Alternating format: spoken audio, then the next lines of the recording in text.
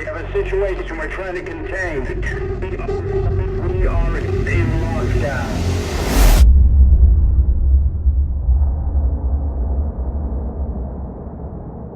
Ridley Scott's original Alien movie presented a really grounded view of the future. This wasn't holograms and touchscreens. It's chunky, analog push-button technology. This is a world of CRT, not LCD. Early in development, our artists studied the work of Ron Cobb, who was one of the original concept artists on the film. And the goal was that if we could understand his process, we would be able to expand on the universe while still remaining faithful to the original source. This lo-fi sci-fi approach doesn't just inform the visuals, it also has a big effect on how we design the gameplay. If you take the motion tracker, for example, it's big and it's heavy, you can't hold it at the same time as a weapon. And all it does is tell you the movement of an object on a 2D plane, and even then, only on a small cone in front of you. In order to stay faithful to the source, we set ourselves a rule: we wouldn't build anything that couldn't have been built on the original set in 1979.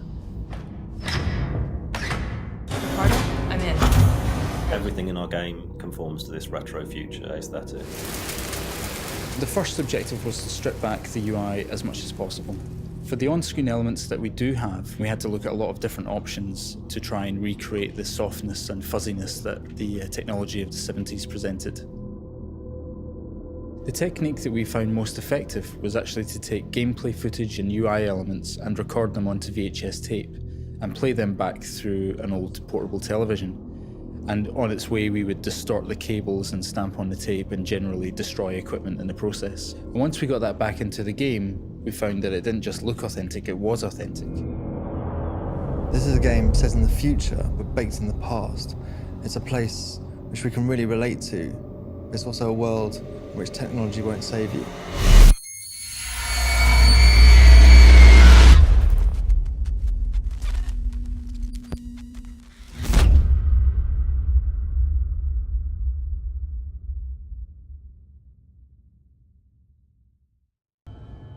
Sound is a massive component of any horror experience, and that's definitely the case with Alien.